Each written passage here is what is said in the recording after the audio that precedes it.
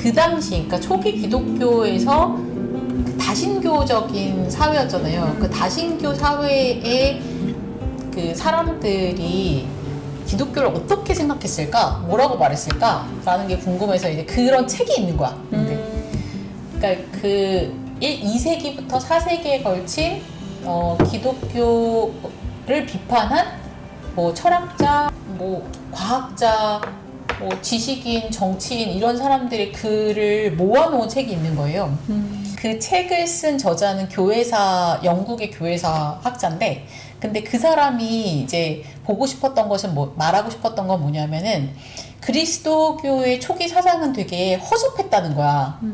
근데 이게 이렇게 예리해져 가는 과정이 혼자서 그렇게 된 게 아니라 그런 질문들, 굉장히 날카롭고 폐부를 찌르는 어떤 질문들과 문제제기가 있었기 때문에 가능했다. 이런 거거든요. 근데 거기에서 이미 2세기, 3세기에 역사적 예수 문제, 역사성, 이런 것들이 제기가 됐고, 그리고, 그러니까 왜 이게 말이 안 되는지에 대해서, 왜 문제가 있는지에 대해서 되게 여러 각도로, 다양한 각도로 막 공격을 한 거예요. 근데 어떤 사람은 이제 예수에 대한 이야기는 다 뻥이야. 니네 어떻게 그 얘기를 믿어? 부터 시작해가지고 어떤 켈슈스라는 사람이 엄청 그 글을 많이 썼대요. 근데 이 사람은 뭐라고 말했냐면 예수가 그런 일 했다는 거 나는 믿는다. 오케이. 근데 그거 다 마술이잖아. 그러니까 자료로 미는 게 그 당시에는 그런 식의 예수가 했던 일들을, 그러니까 되게 뮤사한 일들을 한 그 마술사들의 파피루스 기록이 되게 많은 거야.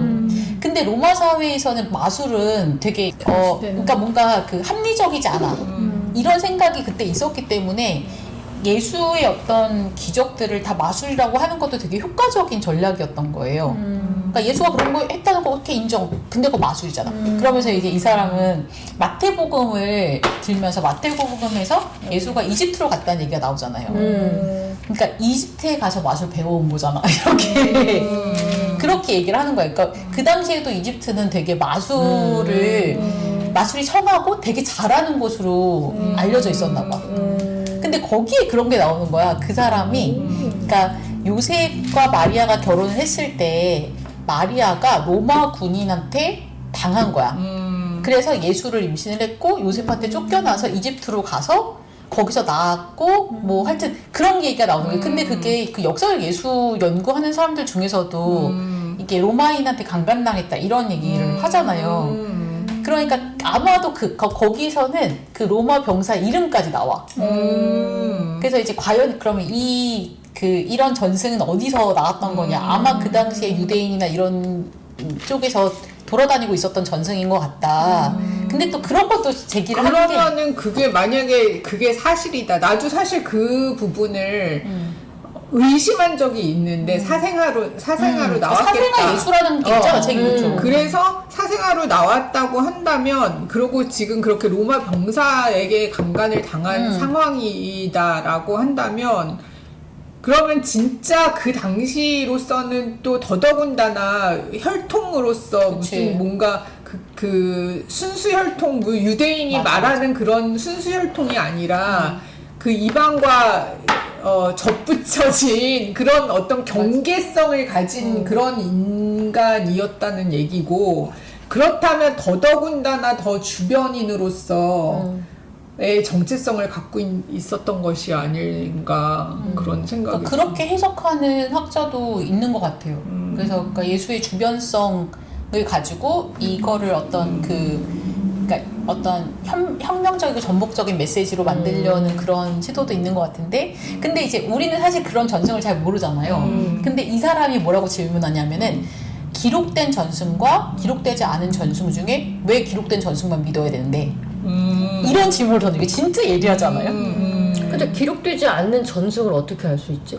돌아다니고 있으니까 그 1, 2, 3세기에는 돌아다닌 이야기들이 되게 많았던 거예요. 예수에 대해서. 그러니까 그걸 지금 우리가 아나? 알 수 있나? 지금 그러니까 그런 것들은 이렇게 그러니까 이게 또 재밌는 게 켈슈스나 아니면 포르피리우스라는 사람 것도 되게 그 사람도 엄청 예리하게 이미 그런 얘기를 해요. 다니엘서 그러니까 그 당시에 초기 기독교인들은 유대교 성서의 예언이 그리스도에게서 이루어졌어 라는 게 되게 강력한 어떤 그 선교의 메시지였대요. 그러면서 다니엘서를 되게 좋아했다는 거야.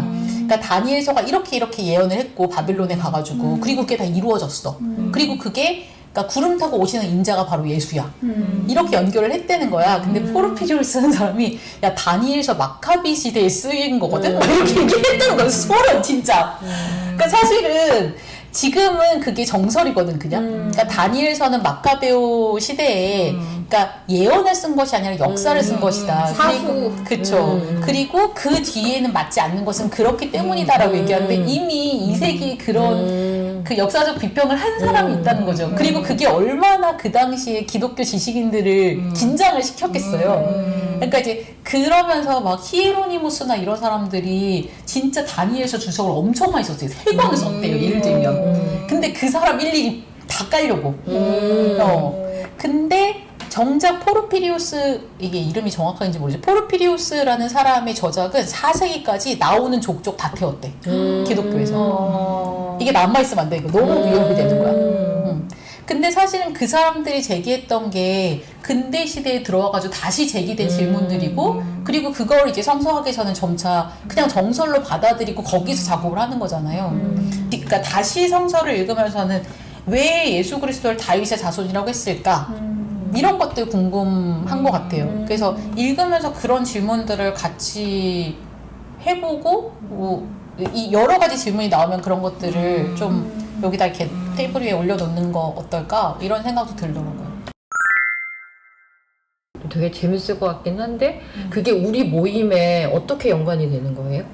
그러니까 지금은 그때는 예를 들어 그러니까 2세기, 3세기에는 그게 역사가 아니야. 혹은 예수는 하나님의 아들이 아니고 마술사야. 뭐 이런 식의 질문이라던가 아니면 다니엘서는 역사가 아니지. 그러니까 다니엘서 예언이 아니지. 라고 말하는 것들이 엄청 기독교 전체를 흔들 것 같은 그런 질문이었잖아요. 그러니까는 교부들이 그거 다 불태우고 못 남길 읽게 것만 하고 남겼는데 그리고 자기들이 비판하는 거에서만 그러니까 사실 이 모든 자료들은 교부들의 자료에서 나오는 거예요. 교부들이 인용하고 비판하고 이러기 때문에. 근데 지금은 그게 그냥 받아들여질 수 있는 어떤 것이 됐잖아요. 여기서 더 나가면 안 되나? 그래도 교회는 무너지지 않는데, 그래도 신앙은 사라지지 않은 것 같은데, 나는 그래도 믿는 것 같은데, 여기서 더 나가면 안 되나라는 질문을 할 수 있는 것 같아요. 저는 그런 걸 해보고 싶은 것 같거든요.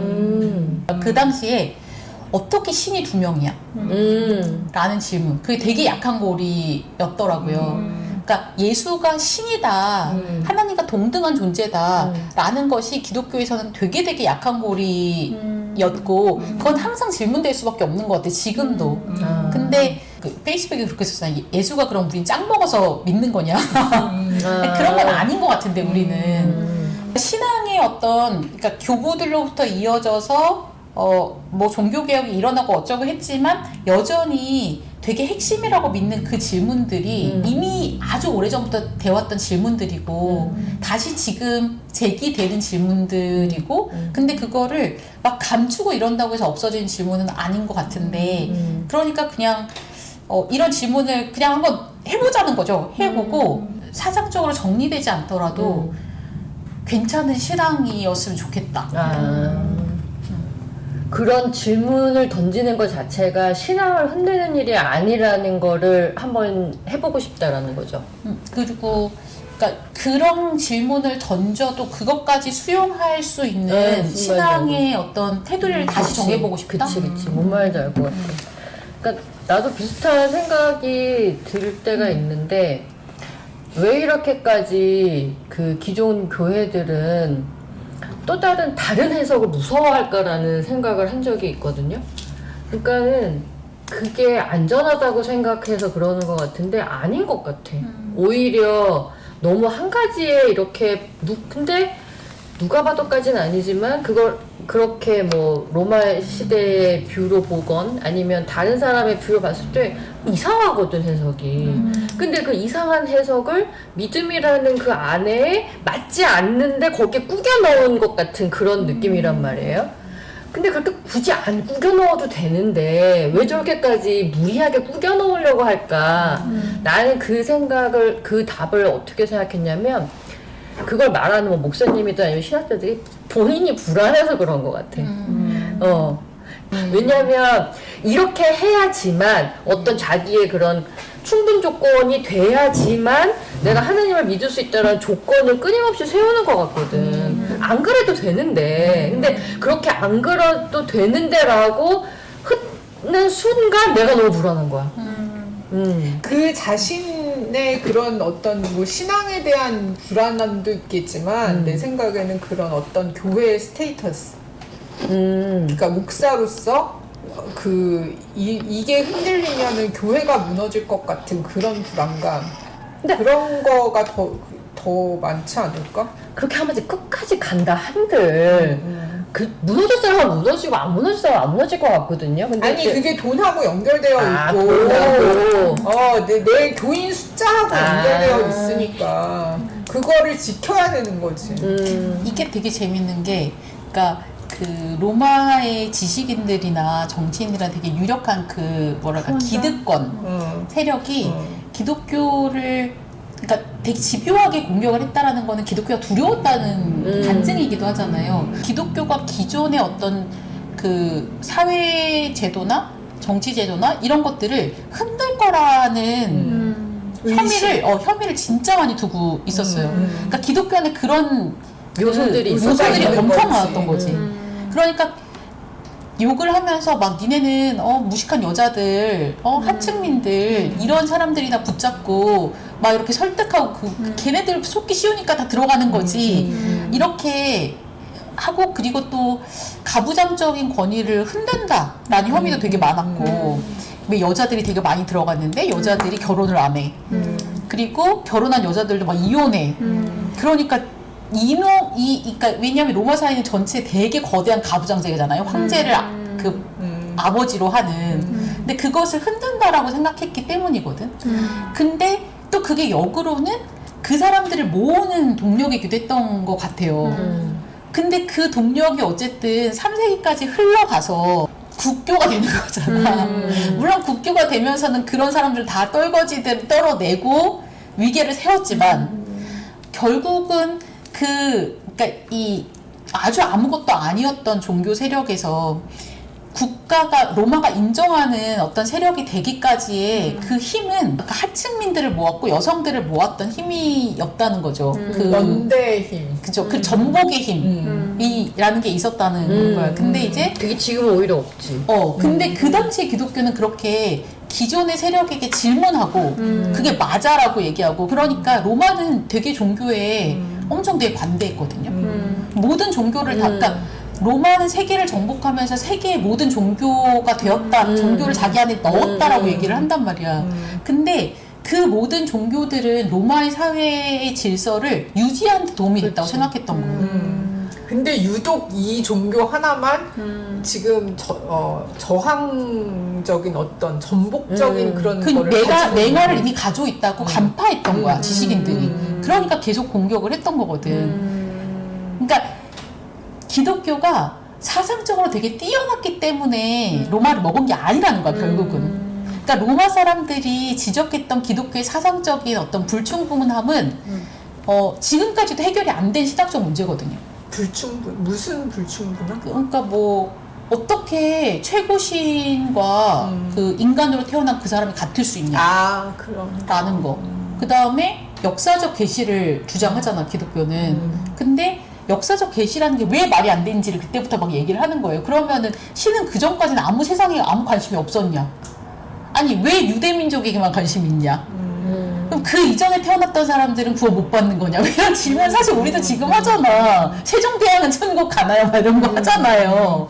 그러니까 그런 질문들을 이미 제기가 됐음에도 불구하고, 그러니까 그 당시에 그 사람들이 던졌던 질문들은 기독교가 사상적으로 굉장히 취약하다는 걸 보여주는 일편, 또 그 얘기도 하더라고요. 그러니까 니네는 유대교에서 나왔다며.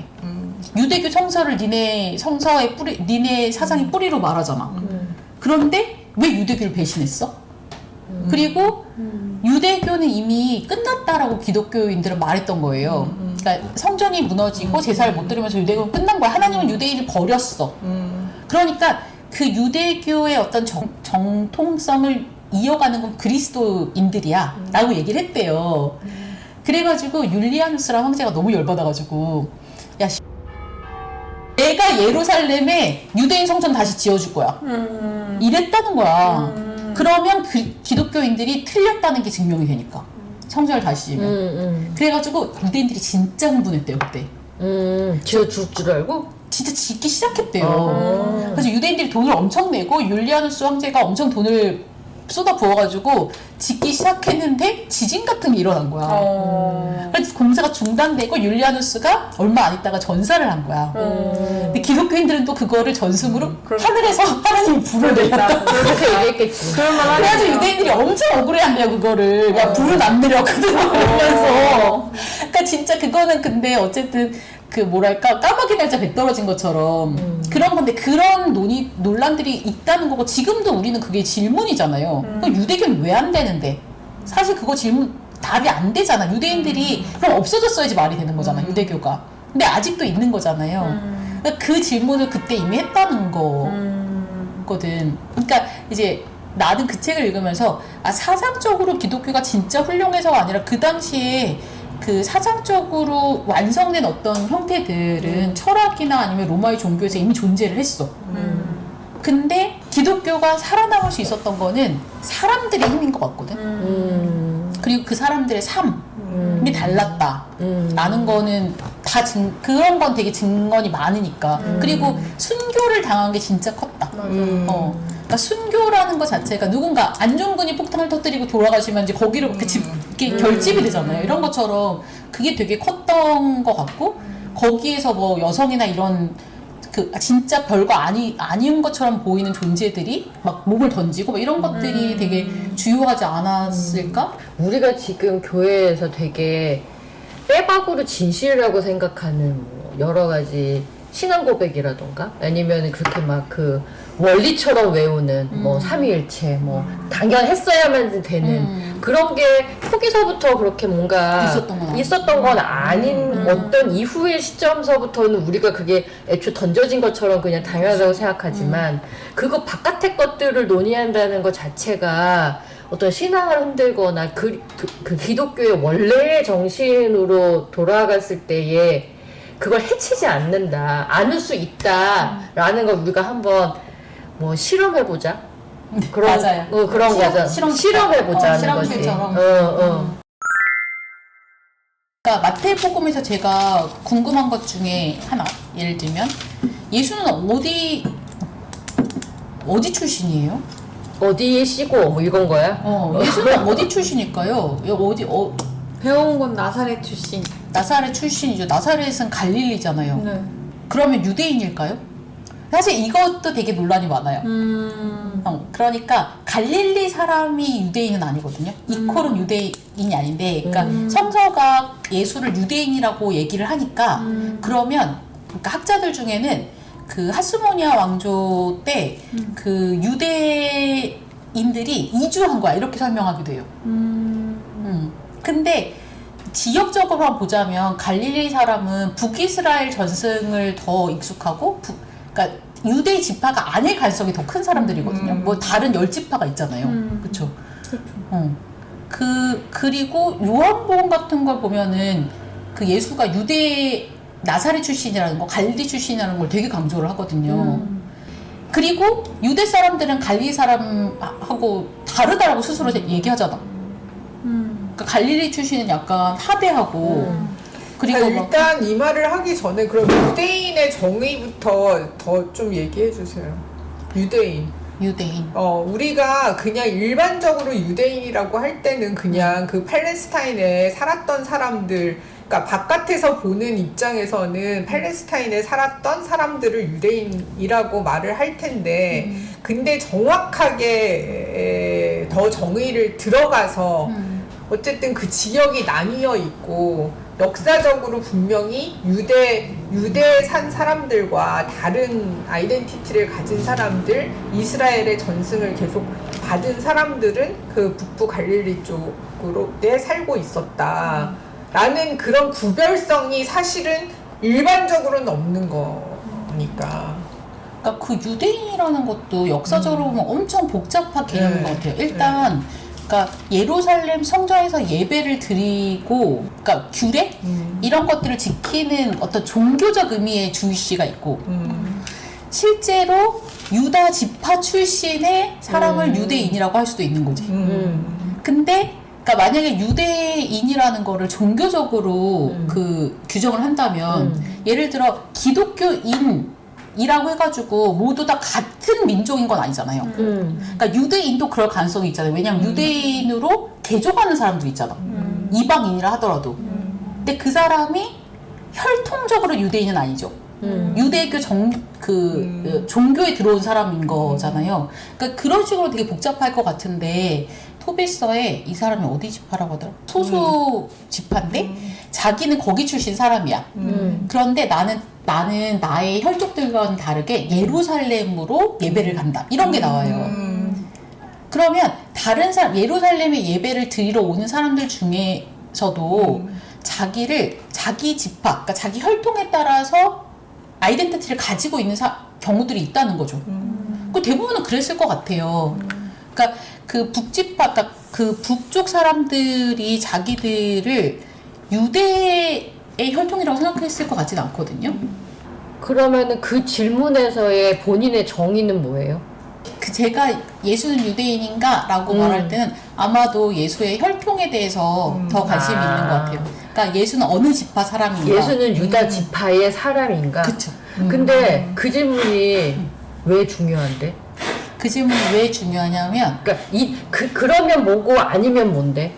저는 예수가 유다 지파가 아니라고 생각해요. 그러니까 갈릴리에 뿌리를 두고 있는 북 지파 중에 하나일 거라고 생각하거든요. 그 지파가 명확히 드러나 있진 않지만. 근데 마태복음이나 누가복음은 예수를 유다 지파로 만들려고 되게 애를 썼다라고 생각하는 중이에요. 그래서 그러니까 마태복음 1장 1절을 보면 예수 그리스도 곧 다윗의 자손, 아브라함의 자손이신 분의 출현의 기원에 대한 책이라고 나오잖아요. 그러니까 처음부터 다윗의 자손이야. 이게 되게 중요한 거야. 아브라함의 자손이고. 근데 이게 순서가 원문은 바뀌어 있어요. 이게 다윗이 먼저. 다윗이 먼저예요. 다윗부터 나오는 거지. 근데 사실 그러니까 마태 이전의 마가는 그걸 부정하고 있어요. 어떻게 보셨나요? 마가복음 12장에서 12장 35절을 보면 시편을 인용하는 거예요. 주께서 내 주께 이르시되 내가 내 원수를 내 발 아래 둘 때까지 내 우편에 앉았으라 하셨도다 하였느니라. 다윗이 그리스도를 주라 하였은즉 어찌 그의 자손이 되겠느냐, 그렇지 않다 하시니 많은 사람들이 즐겁게 듣더라. 다윗을 이거 말고도 11장에 보면 예루살렘에 입성할 때 사람들이 막 환호하면서 호산나 찬송하리로다, 주의 이름으로 오시는 이여 찬송하리로다, 오는 우리 조상 다윗의 나라여 가장 높은 곳에서 호산나, 이렇게 얘기를 하거든요. 그러면서 이게 약간 연결점으로 뒤에 가서 이걸 부정하는 거예요. 다윗의 나라가 아니라고 마가복음 전체 그 기조를 그렇게 가지고 있어요. 근데 이게 그렇게 보통은 그러니까 37절 같은 경우 12장 37절에 저는 이게 그러니까 그리스도가 다윗의 자손이 아니다 라는 말보다는 그러니까 그리스도가 다윗의 위에 있다라는 그런 말로 들었는데 그런 말로 읽혀요. 그러니까 선후가 그리스도가 다윗 위에 앞에 있는 자야 뭐 이렇게 읽혀서 그래서 예수의 신성을 이걸로 더 드러내는 식으로 설교 많이 했잖아요. 설교 그렇죠. 근데 다윗 시대가 이제 청동기 철기 시대의 대표잖아요. 그러니까 이제 얘는 이제 결국 전쟁. 그러니까 그거는 아니다. 선긋기 위한 거죠. 그러니까 이제 그거에 대척점이 영혼이라 생각해서 제가 영혼이라는 걸 끌고 오긴 했는데 이제 방법이 다른 거죠. 그래서 저는 이 마가는 다윗의 나라와 성극기를 그런 의미에서 한다라는 생각이 드는 거예요. 그러니까 생각을 해보면 마태도 그렇고 좀 전에 이런 게 마가인가? 네, 마가. 마가에서도 그렇고 그 당시가 어쨌든 이 사람이 쓴 거건 예수를 다윗과 연결시키려는 움직임이 있긴 있었던 거 맞는 것 같아. 그러니까 누구는 그거를 더 강화시키고 싶었던 거고 마가는 그런 움직임에 뭐 예수가 실제로 어떤 족 사람이 있던 간에 갖다 붙이는 거를 너는 아니야 라고 말한 두 가지의 다른 시선이 있는 거지. 예수는 분명 갈릴리 사람인데 그리고 갈릴리는 그 당시에 유대인들이 엄청 그 무시했던 그런 지역이고 뭐 예수는 어쨌든 그 하층민이었고 그러니까 이렇다라는 거를 그 당시에 사람들이 알았을 텐데 근데 왜 마태는 이 예수를 꼭 아브라함과 다윗의 자손으로 만들고 이어져야지만 싶을까? 했을까? 그러니까 그게 질문인 거예요. 그게 그 당시에 자기들이 접한 청중의 니즈니까 그러지 않았을까? 그러면 이제 그 청중은 어떤 사람들이었을까? 그게 궁금한 거죠. 그러니까 그렇게 원하는 예수를 유대 주민등록 등본에 넣고 싶은 그 족보여야 본인들이 좀 더 안심이 되는 사람들이니까 유대 쪽에 좀 더 친한 사람들이 없겠죠. 그리고 제가 알기로는 그러니까 마태가 쓰냐 마태의 제자들이 이렇게 공동체가 이걸 쓴 목적은 그러니까 대상은 이걸 읽게 하려고 한 대상은 유대인이었다고 그렇지. 들었거든요. 그러니까 유대인한테 얘 유대인이야라고 말해야 이제 친근감도 생기고 뭔가 이렇게 권위도 생기고 하니까 자꾸 이제 껴맞 이거 14대 아니잖아요. 다 뻥이잖아요. 맞아요. 근데 맞아. 지금 말씀하신 것처럼 약간 뒤집어 생각해보면 이렇게 서두에 장황하게 넣었다는 얘기는 아니라는 가능성일 수도 있다는 얘기예요. 근데 지금 얘기가 이렇게 흘러가지? 그렇지만 학계에서 예수가 유대인이 아니라고 말하는 것이 되게 힘들어요. 학계에서. 지금 현대 신학에서요? 네. 그러니까 예수를 다른 정체성을 가진 사람으로 구성하는 게 굉장히 어려운 일이거든요. 왜 그럴까 진짜? 그러니까 예수를 일단은 마태복음이 너무나 강력하게 유대인이라고 말하고 있고 그리고 누가도 그렇게 얘기해요. 누가도 되게 강력하게 얘기하고 있고 마가는 안 그래요. 근데 마가도 어쨌든 유대인이라는 그러니까 그걸 내세우고 있진 않지만 그런 뉘앙스를 거기서 갈릴리를 굉장히 맞아. 근데 거기서 그냥 그 프레임을 가지고 쭉 들어가서 읽는 거지. 그러니까 요한복음도 내 생각에는 예수가 유대인이라는 게 강조되고 있지 않은데 근데 4장에서 사마리 여자가 딱 그 얘기를 하잖아요. 당신 유대인인데 그러니까 그거 어떻게 해결할 거냐는 거거든요. 너 그럼 이 여자가 지금 유대인이 아닌 사람한테 유대인이라고 한 거냐? 그러면 그걸 이제 어떻게 해결할 건지 그게 나의 이제 고민인데 지금은 1장을 그러면 한번 그럼 이제 아까 여기서 이렇게 자세하게 얘기하고 있는 거 아닐 가능성이 많아. 이것도 되게 새로운 맞아요. 그럴 수 왜냐면은 만약에 진짜 리얼 예수님의 등본이 저기야 완전 적통이야. 유다가 본적이야 진짜. 주민록 띄워보면은 본적이 유다 이렇게 나와. 너무나 또 자명한 사실이야. 유다 이렇게 나와. 본적. 모든 사람이 다 알아. 그리고 그건 당연한 거 아니야? 뭐 너무나도 공기처럼 당연한 거 아니야? 라고 하면 굳이 이렇게까지 강조할 필요가 없다는 거지. 그냥 그게 너무나도 자연스러운 사실이면 그냥 뭐 중간중간에 얘기를 하지 이렇게까지 주구장창 얘기할 필요가 없다는 거지. 딱 맞춰서 열레. 왜냐면 모든 사람이 족보를 다 꿰고 있는데 그거를 굳이 그렇게 얘기한다? 그런데 또 그 족보가 꼬였어. 다른 저쪽 열왕기인가 어디 역대기인가와 다르잖아요. 그러니까 이 다윗의 족보는 그 누가랑도 엄청 다르고 달라요. 그러니까 길 수도 있지만 아닌 측면에서 봤을 때를 생각하면은 그럴 가능성도 있다는 거죠. 그리고 지금 우리가 정말 등본을 뗄 수 없는 상황인 이상 이럴 수도 있고 저럴 수도 있다라는 거는 그냥 추측이잖아요. 그리고 뭐 다른 어떤 거에 그런 게 비춰진다라는 걸 갖고서는 뭔가 논거를 밀어야지 되잖아. 근데 반대로 가짜인 거 다 티나는데 왜 굳이 이렇게 썼을까요? 그러니까 그것도 그래서 그게 우리 지금 한 2000년이 넘은 우리도 가짜인 걸 아는데 그 당시 사람들이 몰랐을까? 다 알 거 아니고 다 불안해. 그 당시 사람들은 몰랐을 수도 있죠. 족보를 갖고 있는 사람도 있을 거 아니에요. 족보는 아마 없었을 거예요. 없었을 족보 자체가 없었을 거예요. 그 역대기가 있으니까 그걸로 보면 이게 아닌 역대기 족보도 만들어줬을 거예요. 그렇지. 그럴 수 있지. 맞아. 그러니까 어쨌든 그것도 구라이겠지만 이것도 구라이고 구라인데 왜 그것도 성이네요. 자꾸 왜 내가 쓴 게 구라인 걸 사람들이 알겠지만 또 내가 쓰는 거면 의도가 있는 거잖아요. 그렇죠. 네. 그러니까 의도는 진짜 보일 것 같아요. 그러니까 그 사람이 진짜 리얼 의도를 우리가 지금 알 수는 없지만 어떤 한 복음서에 1장에 이렇게까지 지면을 많이 할애했다는 거는 아주 강한 의도가 있었다라는 그거 사실만큼은 확실할 것 같아요.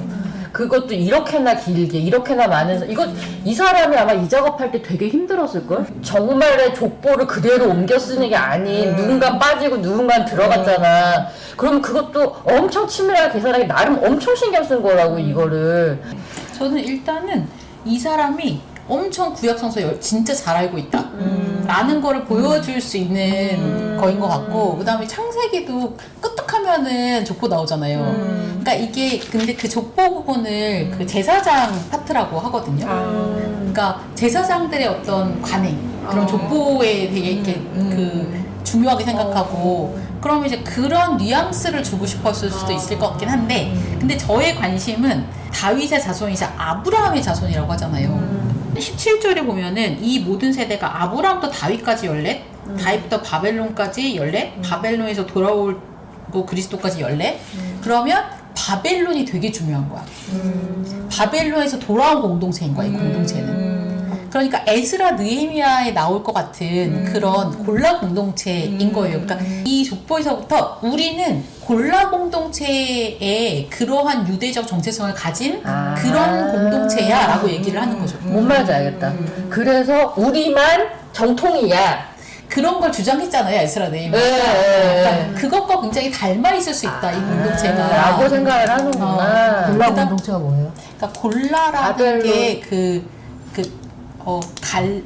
갈라라는 동사가 유배가다 이런 거거든요. 그래서 포로 공동체. 그걸 골라 공동체라고 불러요. 바벨론으로 끌려간 사람들이 있고 그나마 거기에 남아서 아주 정말 극빈자들만이 남아 있었거든요. 근데 대부분이 끌려갔어. 그리고 갔다가 이제 다시 온 사람들이 있는 거죠. 그러면은 그래도 그 땅에서 그 땅을 지키면서 살아 있었던 사람들이 있는데 이제 오자마자 땅의 소유권이 문제인 거야. 그러니까 우리가 내 땅을 버려두고 몇십 년을 갔다 왔는데 그 땅은 아무 사람도 없었기 때문에 거기서 그 자기처럼 이렇게 해서 한 사람도 있는데 몇십 년 후에 돌아와서 이거 내 땅이야. 원래 내 땅이었으니 너 나가. 이제 이렇게 돼버린 거죠.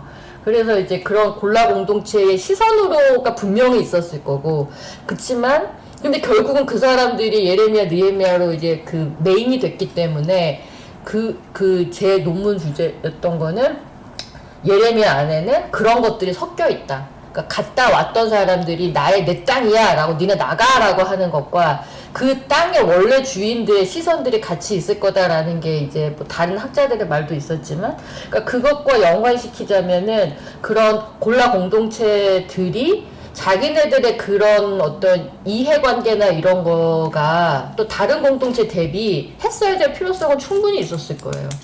그러니까 유대인이라는 정체성 자체가 그 바벨론 이전에는 없었다는 거예요. 그 전에는 자기가 우리가 유대인이야 라는 그런 게 없다가, 왜 그런 게 이제 외세와 만나게 되면서 생겨나게 되는 거잖아요. 그러니까 골라 거기를 유배를 갔던 사람들이 사실은 그 사람들은 거기 가서 변했어. 그러니까 바벨론과 페르시아를 만나면서 변했어, 그 사람들이. 그러면서 막 유일신 어떤 그런 개념도 가지게 되고 뭐 이렇게 정결례 같은 것도 가지게 되고 이랬는데, 돌아와서는 사실은 변한 건 그 사람들인데 계속해서 그 전부터 이 땅에서 야훼를 섬기고 있었던 사람들 그 방식 그대로 섬기고 있는데, 야 니네 잘못하는 거야. 우리가 진짜야. 이렇게 했던 사람들이 골라 공동체의 어떤 한 굉장히 강성 부류거든. 에스라 느헤미야로 대표되는. 근데 그 사람들이 아브라함 전승을 만들었을 거란 얘기가 있습니다. 아하, 그렇군요.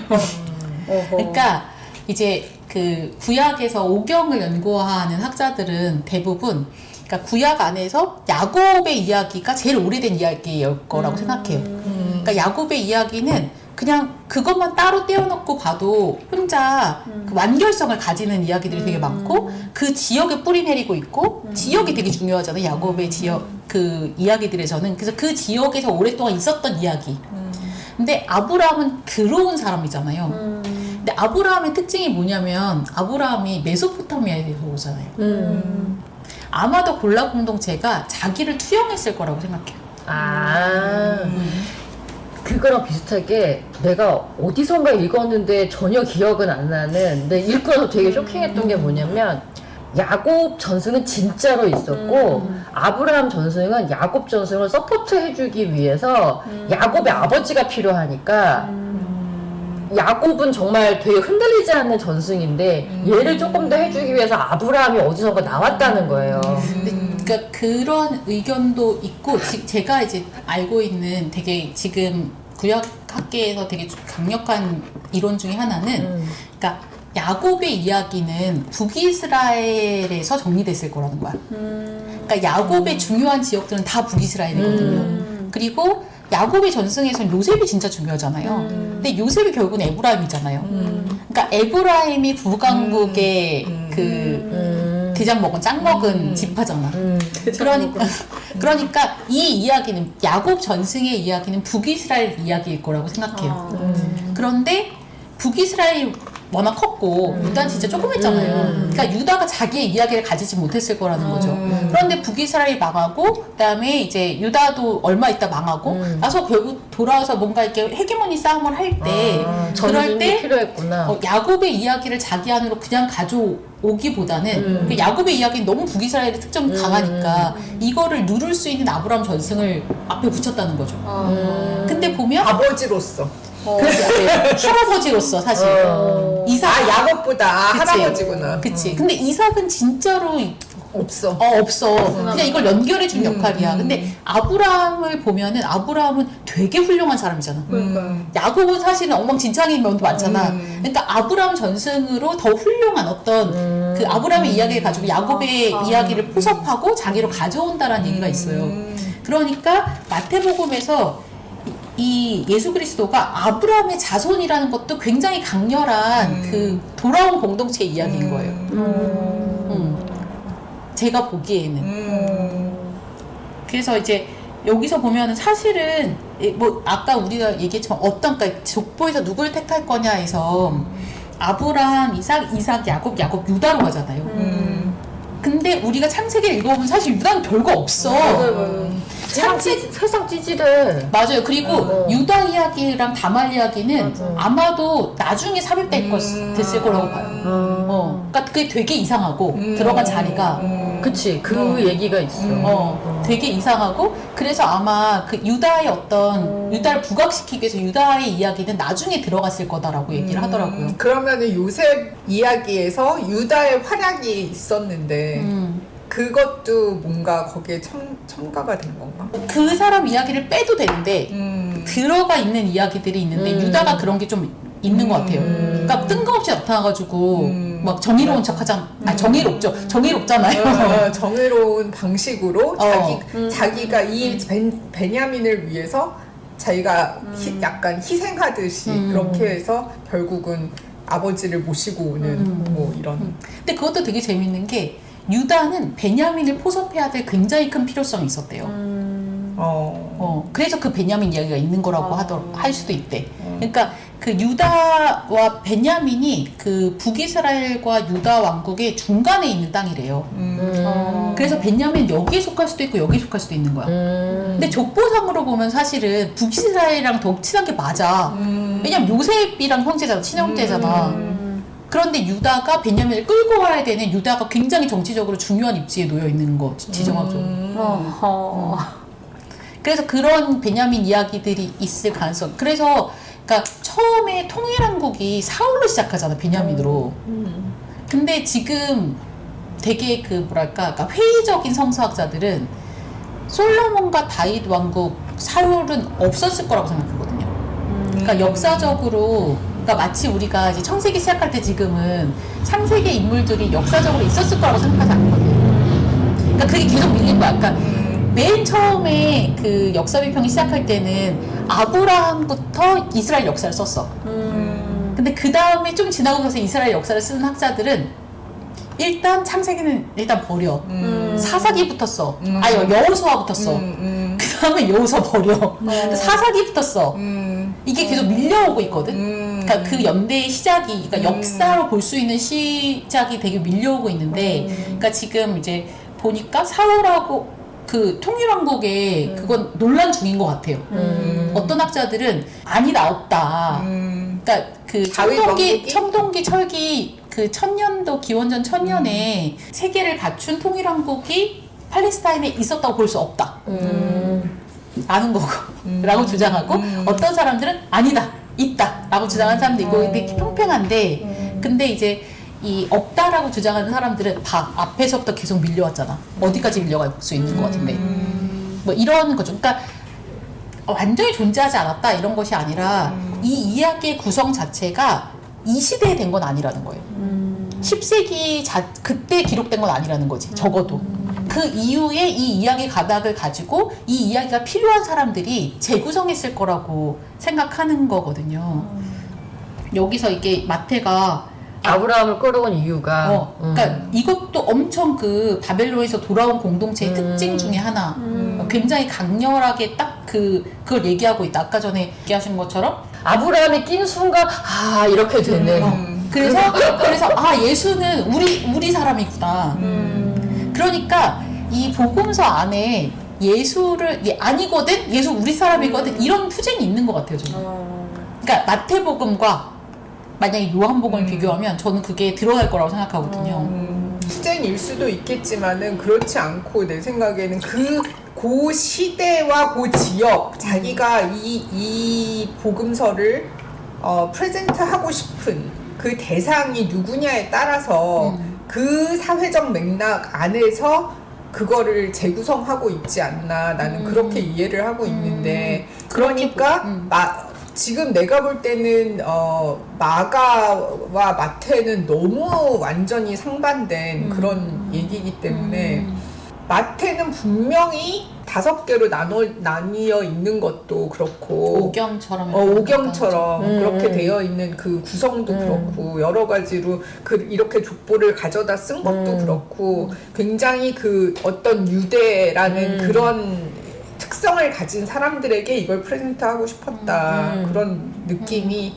있습니다. 근데 저는 그러니까 언니 말에 완전 동의하는데 또 한편에서는 그러니까 요한이 이 앞에 있는 복음서들을 알았을 수 있잖아요. 근데 그렇게 알고 있을 때 왜 요한이 또 쓰냐 이런 것에 대한 질문이 있잖아요. 그래서 뭐 기독론을 완성하기 위해서 썼다라는 것도 있고 뭐 저는 그런 면도 있을 거라고 분명 생각하지만 저는 요한이 아니라고 말하고 싶은 게 있었다고 생각하는 것 같아. 그러니까 마태가 예수는 골라 공동체의 그 계보를 잇는 존재야 라고 말했을 때 아니거든?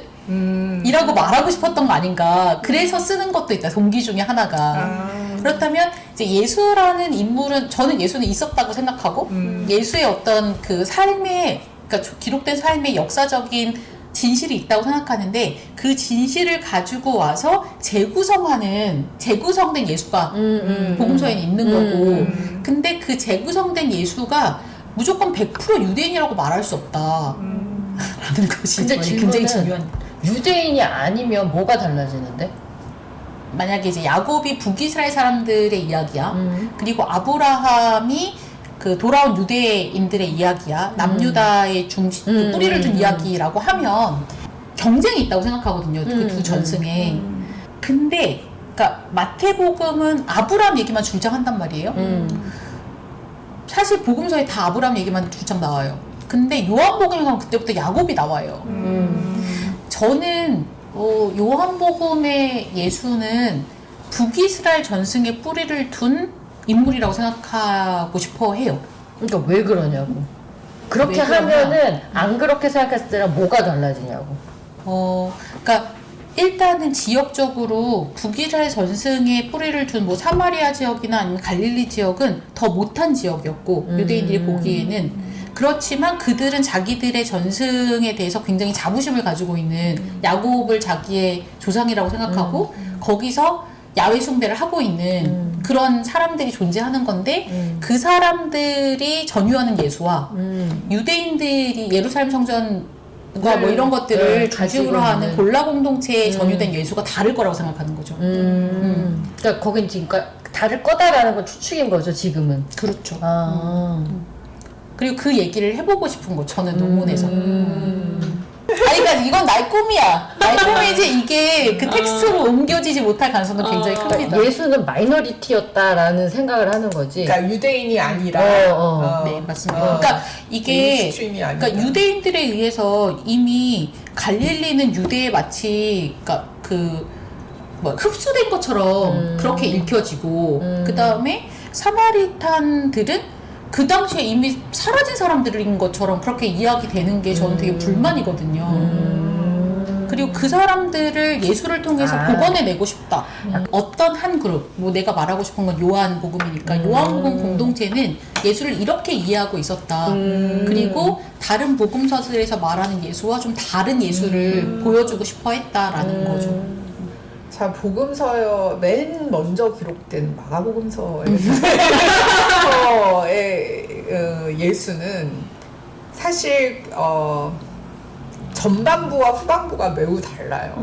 그래서 전반부는 황제와 같은 어떤 그 하나님의 어떤 인준을 받은 그런 사람으로 나타나는 거예요, 짠. 그 이스라엘 전승의 예언자 전승에서 막 이사야와 뭐 말라기 이런 사람들이 이야기했던 그 길을 이어가는 그 사람이 그 사람이다. 그 사람이 바로 이 사람이고 그 사실은 거기에 세례 요한이 있는데 세례 요한에게 세례를 받으면서 하늘의 인준을 받는 사람인 거예요, 이 사람은. 그것이 이 로마 황제의 그 이데올로기, 로마 제국의 이데올로기에서는 하나님의 아들은 아우구스투스 황제인데 그를 능가하는 어떤 하늘의 인준을 받은 하나님의 아들이 있다. 그리고 그는 와서 귀신을 쫓아내고 사람들 그 하층민 사람들을 다 그 병을 고쳐주고 그리고 정의로운 하나님의 통치가 이루어지게 하는 그런 하나님의 대리자로서 오는 거예요. 그런데 이게 그러한 이 개념이 로마 이데올로기를 모방한 거라고. 모방했지만 모방하면서 동시에 그것을 넘어서는 우리가 더 높아. 이 얘기를 하고 있거든요. 뭐냐 하면 밑에 사람들 입장에서 말하는 거야. 우리가 더 높은 로마 황제보다 더 높은 이 하나님의 아들은 우리를 탄압하는 사람이 아니야. 우리를 이끌어주는 사람이야. 노블레스 오블레주. 이런 말을 하고 싶은 거예요. 그런데 그 사람이 후반부에 가서는 처형당해. 그래서 그 고난받는 그리스도로 나오는 거예요. 전반부는 갈릴리 중심으로 돌아가고 후반부는 예루살렘으로 가서 그리고 그 중간 부분은 갈릴리에서 예루살렘으로 걸어가는 길이에요. 그러니까는 또 전반부는 배를 타고 다녀. 그런데 그 중간에는 걸어가. 그리고 나중에 후반부에서는 예루살렘 입성을 해서는 그 권력자들과 대면을 해가면서 처음에는 성전 행동을 하고 이렇게 하지만 결국은 그것으로 인해서 죽을 수밖에 없는 그런 플롯을 가지고 있거든요.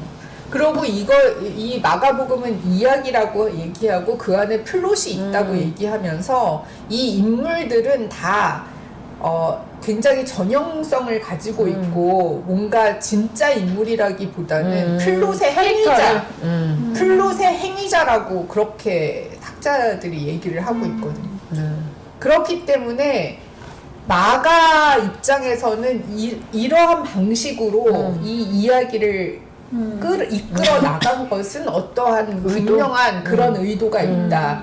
이 지금 유대 전쟁을 겪고 예루살렘이 무너지고 성전이 다 무너진 이 상황에서 우리를 이렇게 망가뜨린 사람들에 대해서 우리는 더 높은 사람이 있거든? 이걸 말하고 싶은 거야. 그리고 너네처럼 죽이는 자가 아니고 더 높은 우리 하나님과 그 대리자인 예수는 우리를 살리는 자야. 이걸 말하고 싶은 거야. 근데 결국 예루살렘은 여기는 이상이야. 갈릴리에서의 그 행적들은. 근데 나중에 여기는 현실로 돌아오는데 현실에서는 우리의 그 구원자가 죽어. 이 나쁜 놈들 때문에. 그런 얘기를 하고 싶은 거예요. 그거를 고발하고 싶은 거야. 비판하고 싶고. 그런 분위기가 이 마가복음에 흐르고 있어요. 그러니까 그런 입장에서 보면 내가 마태와 누가 이번에 그 1, 2장을 읽어오라 그래서 읽었는데 너무 지어진 이야기인 거야. 이 마가복음의 렌즈를 가지고 이 마태와 누가를 읽으니 그 의도가 너무 딱 보이는 거야. 이렇게 하고 싶었구나. 마가 덕후 마태 돌려가기. 그러니까 사실은 마태의 그 탄생 설화 중에 그 헤롯한테 핍박받고 영화 살해 있고 이런 것도 다 모세의 그런 모티브를 갖고 있는 거고 대자비. 그것들을 다 끌어오는 거고 누가의 경우는 보니까 아브라함 얘기하고 싶었던 거야. 사가랴와 엘리자베스 얘기를 하면서 아브라함과 사라를 떠올리게 한 거지. 그런 모티브들이 다 여기 들어가 있더라고. 맞아요. 이번에 보니까. 맞아요. 그러니까 이야기가 진짜 힘이 세잖아요. 네. 근데 사실 이야기로 치면 마태랑 누가를 따라갈 복음서가 없잖아요. 그러니까 우리가 알고 있는 건 대부분 우리의 예수 이야기는 마태와 누가 이야기예요. 그래서 우리 그냥 되게 당연하게 유대인 아니야? 이렇게 생각하는 것 같아요. 그러니까 우리한테 되게 어렸을 때부터 세뇌된 거는 크리스마스 동방박사가 이것들이 다 짜집기가 돼갖고 뭔가 이게 하나에 다 나오지가 않는데 우린 다 그냥 되게 기정사실처럼 동방박사가 밤에 뭐 이렇게 하면 근데 그마저도 여기저기에서 나온 그런 것들이잖아. 박사도 아니고 그러니까 박사라고 번역은 되지만 그러니까 이제 그런 걸 따지고 보면 정말 내복음사가 다 각자의 입장에서 각자가 하고 싶은 이야기를 실존했던 예수의 어떤 유명세라고 할 수 있나? 어쨌든 예수님을 믿는 기독교니까 그 예수님을 우리 편으로 확실하게 포섭을 해야 될 필요성들이 당연히 있었으니까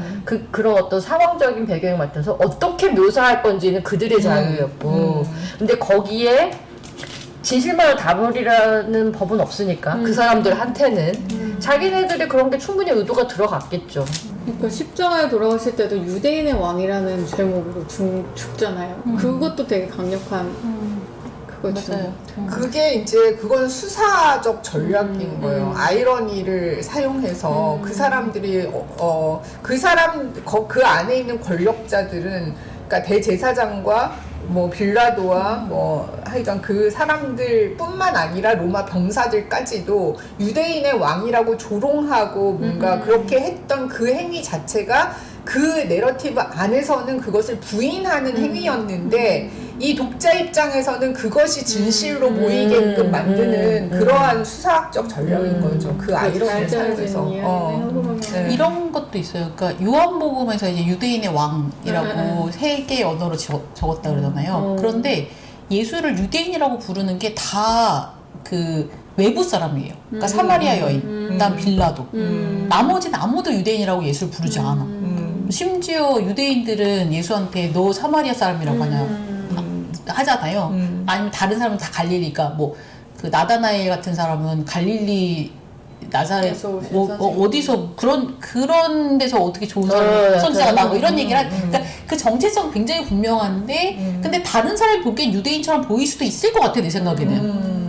그러니까 같은 언어를 쓰고 그 다음에 예수께서 요한복음에서는 예루살렘 성전에 3번이나 왔다 갔다 한 걸로 나오잖아요. 계속해서 절기마다 올라가고. 그러니까 그거지. 경기도민한테는 서울 시민인데 강남이 중요한 사람한테는 강남 사람이냐가 중요한 거잖아. 맞아요. 그런 것처럼. 그러니까 어떻게 부르냐는 사실은 부르는 사람마다 달라, 그치? 그리고 외부인이 부르느냐 내부인이 부르느냐 맞아, 완전 다르고. 달라지고.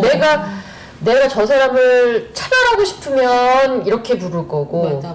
아니면은 그냥 퉁 털어서 부르고 싶은 사람한테는 그렇게 부를 테니까. 지금 우리가 이렇게 떠든 얘기들을 듣고 어떠한 생각이 들었는지, 이게 어디까지 이해가 되고 또 어떤 거는 이해가 안 되는 건지. 좋은 타이밍입니다. 네. 저는 이제 골라 공동체 얘기만 오늘 처음 들은 거고요. 그 전까지 그 전 얘기들은 다 이미 알고 있어.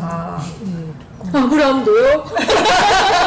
아브라함은 골라 공동체에서 네, 나온 네. 거니까, 그러니까 이게 제2성전기 때 창세기가 쓰였다라고 저도 그러니까 그렇게 이제 받아들이는 입장인데, 그러면 이제 그렇죠. 돌아온 이들이 이제 그들에게 맞게 이제 썼을 거다. 그러면 이제 아브라함을 끌어올 수 있었겠다는 생각이 들고, 저는 오히려 이 마태복음이 예수가 유대의 자손이다라는 거를 또 반대로 얘기하고 있는 부분도 있다고 생각이 드는 게, 이 여성 4분이 한 분은 불륜이고 두 분은 이방여인이고 한 분은 또 근친상간이잖아요. 근친상간까지는 아니지, 며느리니까. 근데 어쨌든 이렇게 봤다면 오히려 역으로 굳이 이 4분을 넣을 필요가 없는데, 요 뒤에 14대에는 전혀 없잖아요. 전혀 없는데 여기에만 앞에 딱 있잖아요. 네. 그러면 오히려 그냥 순수한 건 없어. 그냥 다 섞이는 거야. 네, 반대로 또 유대인인 걸 강조하고 싶으면서도 끼고 싶었던 거죠. 아까 뭐 사생아 예수나 아니면 이 로마 군인한테 강간했던 이런 거면 그냥 여기에 이방여인 있고 또 기생 있고 그런 거야. 그래서 우리들이 기대하는 순수성은 없어. 또 역으로 그 얘기도 하고 싶었던 건 아닐까. 이제 그런 생각이 조금 들었어요. 그걸 은혜롭게 설교하는 걸 많이 들었던 것 같아요. 그렇죠, 많이 들었죠. 네. 저는 어떤 입장에서만 얘기를 한 거냐면은 이거를 이제 종족성이라는 입장에서만 얘기를 한 거잖아요. 그러니까는 예수라는 인물을 골라 공동체가 전유하고 있어. 근데 그게 꼭 나쁜 것은 아니라고 생각해요. 그걸 나쁜 걸로 얘기하는 게 아니라, 그러니까 근데 저는 어쨌든 요한복음과 그걸 대결 구도에 놓고 한번 읽어보려고 하는 건데, 근데 신생 공동체로서 이 공동체가 이렇게 하는 것은 이유가 있지만, 또 한편에서는 새로 생긴 공동체라는 건 계속해서 열려있는 공동체여야 하잖아요. 그리고 예수운동의 기본적인 어떤 구성인들은 하층민들이라는 것을 마태복음이 계속해서 보여주고 있고, 창녀랑 세리랑 식사하는 예수에 대해서 얘기하고 있는 복음서이기도 하고, 그러니까 그 나름대로 그것이 가지고 있는, 그러니까 나쁜 점만 가지고 있는 건 아니고, 그러니까 그 종족성이란 거에서 이렇게 대립해서 이걸 전유하고 있다는 걸 나는 마태복음을 통해서 얘기를 하고 싶지만, 마태복음은 또 예수라는 인물이 얼마나 다양하게 고통받는 사람들과 억압받는 사람들을 끌어안을 수 있는가에 대해서 보여주고 있다고 생각해요. 느끼기에는 사마리아 공동체가 이 유대인이라는 어떤 유대 공동체에 의해서 지워져 버린, 타자화되고 지워져 버린 이것들을 되살려내고, 그래서 저는 그 사마리아 여인을 다시 읽고 싶은 거죠. 그래서 그 입장에서 이거를 다시 다른 복음서도 그런 식으로 접근하고 싶다는 열망인 것 같고, 맞아요. 저 역시 이러한 억압과 핍박과 이런 것들을 어떠한 방식으로 그들이 전유하고 있는 이 신학, 그들이 전유하고 있는 그 이데올로기를 내 것으로 갖고 오고 싶고, 사실 너네보다 우리가 더 먼저거든. 이스라엘 전승의 하나님의 아들이라는 것이 이렇게 있어. 그리고 하나님의 아들은 너네같이 그렇게 귀신 같은 그런 악한 것들이 아니야. 우리는 굉장히 선하고 서로를 이렇게 돌보고 살리는 얘기를 하고 싶은 거야. 이 얘기를 하는 것 같아요. 그래서 지금 사실 우리 관점은 되게 비슷한 거야. 그러니까 지워진 사람들, 핍박받는, 억압받는 사람들의 입장에서 이 얘기를 하고 있다는 주장을 하고 싶은 거지. 이 책이 쓰여졌을 때의 의도서부터 시작해서 지워진 무엇인가가 있을 거고 그 다음에 이게 해석되는 와중에서 아까 말한 것처럼 초대에서의 해석보다 시간이 흐르면서 잘려져 나간 해석들이 또 있을 거고 그래서 우리는 지금 남겨진 것만 읽을 수밖에 없잖아요. 근데 그렇게 정말 뭐라 그래야 될까? 뭐가 지워졌고 뭐가 생략됐는지를 알아내는 게 오히려 더 원래 거를 가져가는 게 아닐까라는 생각도 저도 해요. 왜냐면은 그 힘을 갖고 있는 사람들한테서 지워질 수밖에 없기 때문에 원래를 복원하려면 그 힘을 가진 사람들이 뭘 지우고 싶을까를 도로 복원해 갈 수가 있다면 그 리버스로 가야지 이게 될 수 있다는 얘기가 들어서 그런 생각이 들었어요. 그러니까 마태복음 자체로 가지고 있는 미덕이 분명 있는데 근데 마태복음은 아까 제가 처음에 말씀드렸던 것처럼 골라 공동체의 정체성이 굉장히 강하고 골라 공동체라는 사람들의 특징은 그러니까 그 돌아온 사람들도 되게 여러 가지 특징이 있었다고 하거든요. 1차, 2차, 3차 이렇게 되게 오랜 기간 돌아오기도 했고 근데 그 중에서 특히나 그러니까 그 에스라 느헤미야의 성격을 강하게 가진 공동체는 그 땅의 사람들을 다 인정하지 않았잖아요. 근데 이제 그 땅의 사람들을 인정하지 않지만 그 안에서는 어쨌든 정의를 구현하려고 할 수 있는 거잖아요. 그러니까 이게 사람들이 되게 복잡해서 관계라는 게 되게 복잡해서 그러니까 나는 이 사람은 진짜 싫어. 저 사람들하고 쟤네랑 같이 안 놀아. 그렇지만 이 안에서는 나 진짜 불쌍한 사람들 도와주고 싶고 막 이런 수 있는 거고 그렇지. 그러니까 복음서도 그런 면이 있다고 저는 생각을 하거든요. 마태복음 같은 경우에는 사마리아를 진짜 그냥 사마리아 들어가지 말라고 하잖아 예수가. 사마리안 가지 마라. 그냥 그 뭐랄까 하나님의 잃어버린 양들에게 가라. 그런데 거기서 사마리안 배제되거든요. 그러니까 이게 되게 그 골라 공동체의 특징이라고 저는 생각을 했어요. 근데 나머지 부분들, 그러니까 진짜 그 창녀와 세리가 예수랑 같이 밥 먹었다라고 기록하는 거 마태복음뿐이에요. 그러니까 그런 여성들이 예수의 식탁에 같이 있었다라고 공개적으로 말하는 거 마태뿐이거든. 그러니까 또 세리는 마가에도 있어. 나가는 순간 그러니까 마태복음 자체의 그러니까 그러니까 아마도 요한이 어떤 자기 복음서를 쓸 때 마태복음을 전면 부정하고 싶어서 썼던 건 아니라고 생각해요. 만약에 알고 있어서 이런 부분은 수정하고 싶어. 이런 부분은 맞아. 이런 게 있지 않았을까? 그런 생각이 들어요. 만약에 내가 책을 쓴다면 그럴 것 같아요. 그러니까 난 이런 부분에서 예수의 얘기가 대부분 맞다고 생각하지만 이 부분에서 난 다른 얘기 하고 싶은데 그러면 책을 쓸 것 같거든요. 그 마무리를 해볼까? 뭐 본인이 하고 싶은 주제나 아니면은 뭐 다르게 하고 싶다는 게 있으면은 뭐 한 명씩 해도 되고 우리가 4번을 파일럿으로 해보기로 한 거잖아요. 이제 2번 이게 남았죠. 2번째죠. 그러니까는 그냥 뭐 이런저런 시도를 해본다는 의미에서 그냥 꼭 성경 아니어도 뭐가 됐든 하고 싶다는 게 있으면 그렇게 하면 될 것 같긴 한데 딱히 떠오르진 않네. 아니면 다음번에 누가복음 1, 2장 하면 돼요. 아니면 다음 주제에서 그런 건 어떨까? 그러니까 지금 하는 거랑 좀 약간 비슷하게 되게 교회에서 흔하게 약간 루틴처럼 되고 있는 해석들이 있을 수 있잖아요. 그때 말씀하신 재해석돼야 된다고 하셨는데 네, 그러니까 그런 되게 티피컬한 본문들이 있잖아요. 네.